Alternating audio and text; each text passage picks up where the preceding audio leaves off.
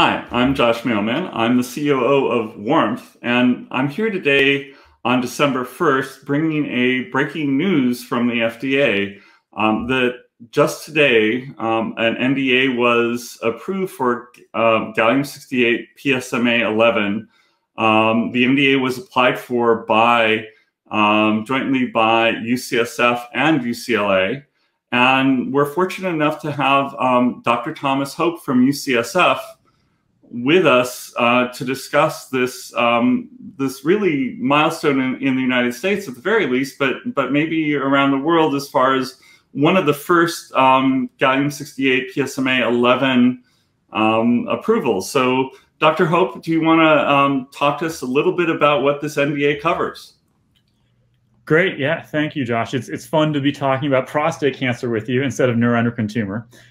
So over the last 5 years, we've been working to get approval of this drug, PSMA 11, which is a non-patented, non-company sponsored drug. And in collaboration with UCLA over that period of time, we've ran prospective trials at initial staging and biochemical recurrence. And we were incredibly fortunate to successfully get a drug approved with the FDA in both initial staging and biochemical recurrence. So it's actually the first PET imaging agent approved in prostate cancer at initial staging. And the competitor, which would be fluciclovine, is also available in biochemical recurrence. But as we know, those who've used this drug in clinical practice, PSMA 11 functions pretty well and seems to outperform fluciclovine for the detection of metastatic disease. So we're very excited to have actually all these years of work have it paid off and finally have a drug approved. And I know one of the things that you worked on and talked about and probably worked with the University of Iowa on was also cyclotron-generated Gallium-68. You want to talk a little bit about that, although I know it's not applicable to everyone, doesn't have a cyclotron sitting under one of their buildings. Yeah, well, that's a great question. So the NDA out of UCSF includes cyclotron-produced gallium using the same targetry that the University of Iowa included with their gallium DOTA-tox submission. So I don't know if everyone's aware, but the FDA recently approved cyclotron-produced gallium DOTA-tox, I would say like 2 weeks ago or something like that. And our NDA, although we haven't really talked about that in our approval, because I think most people are just focused on the fact that PSMA 11 is approved, but also our NDA included chemistry with cyclotron production as well. Iowa, particularly David Dick and John Sutherland, helped out a lot, as well as other people from the Mayo Clinic and University of Michigan, who were very helpful in helping us set up our cyclotron targetry, as well as General Electric, who really actually came to the plate, flew out to help prepare us for our FDA inspections and everything. So we'll see if we end up with a gallium shortage, as we've all been concerned about, with an approval of a PSMA PET radiotracer that uses gallium. It's potentially possible that the demand for generators is going to potentially go through the roof and be a limiting factor. So it's possible that this cyclotron production will be really critical for sites that have a generator to be able to make the gallium. And I know both of these NDAs were actually pretty site-specific to UCSF and UCLA. How does this work forward for others who are interested in building off of this work? Yeah, so this is going to be a very US-centric response. So in the United States, what happens is this approval is for manufacturing. It's a manufacturing site-specific approval. So the FDA approves a manufacturing site. And so that's why there's 2 NDAs that were approved, one for manufacturing at UCLA and then the other for manufacturing at UCSF.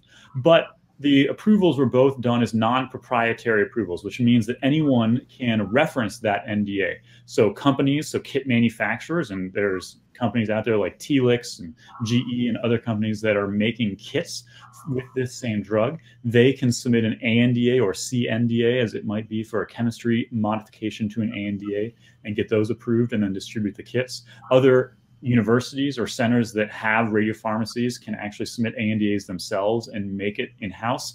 And also radiopharmaceutical distributors such as PetNet or Sophie can also get an ANDA to distribute the drug. It will take probably over a year for all of these types of paperwork to get through the FDA to make it more widely available in the United States. But this approval, in essence, starts that clock. So now that the FDA has approved this, then all of these other participants in the marketplace can start the clock of getting approval so that it can become much more widely available. I have two more questions for you real quickly. And again, thank you for doing this on the day that this news broke.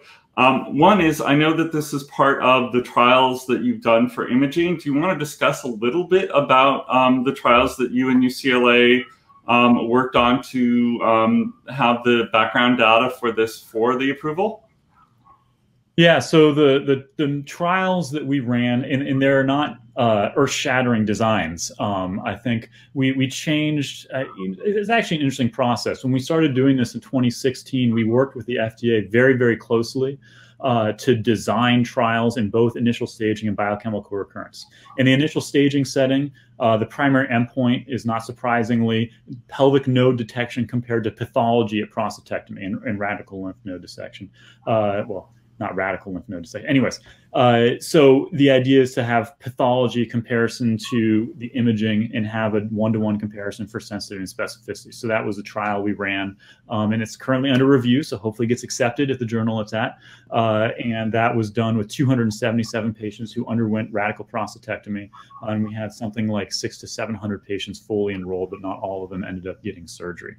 And actually, that trial design has now become a template for multiple company-sponsored trials in this space moving forward. So it's been good to see that this academic collaboration with the FDA has created sort of a template for how these trials should be designed. And the same thing went with our biochemical recurrence study. The hard thing in biochemical recurrence, particularly in patients with low PSAs, where it's really clinically relevant to detect these sites of metastatic disease, you don't get pathology in those patients, right? Because usually the sites of metastases are so subtle or small, you can't get a needle into it. We worked with the FDA to create a composite endpoint of imaging, changes over time, size changes, response to external beam radiation. We call it a composite endpoint to determine true positive versus false positive disease on the PSMA PET. And so that was actually published in 2019 in JAMA Oncology, our phase 3 trial looking at PSMA 11 PET in biochemical recurrence. And the last question I have to ask, because being a neuroendocrine tumor patient, is a lot of this was done with technology or techniques that you may have learned or with working with neuroendocrine tumor patients. Can you say how that worked and how working with one disease area helped you in another, and how these things can really synergistically work together? Yeah, I mean, that's absolutely right. So, back in 2013, we got our first gallium generator, and that gallium generator was to support our gallium DOTATOC program. We bought that with the intention, and it actually helped build all of the neuroendocrine tumor program at UCSF.